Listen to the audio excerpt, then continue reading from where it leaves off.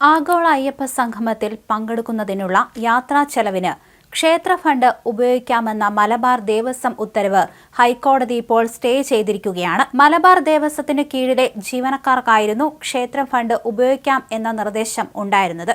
യാത്രാ ചെലവുകൾക്ക് അതത് ക്ഷേത്ര ഫണ്ടിൽ നിന്ന് പണം നൽകാനായിരുന്നു നിർദ്ദേശം നൽകിയത്. എന്തായാലും മലബാർ ദേവസ്വം കമ്മീഷണറുടെ ഈ ഉത്തരവാണിപ്പോൾ സ്റ്റേ ചെയ്തിരിക്കുന്നത്. ക്ഷേത്ര ഫണ്ടിൽ നിന്ന് പണം എന്തിനു നൽകണമെന്ന് കോടതി ചോദിക്കുകയും ചെയ്തു. എന്തിനാണ് ഇത്തരമൊരു ഉത്തരവിറക്കിയതെന്നും കോടതി ചോദിച്ചു.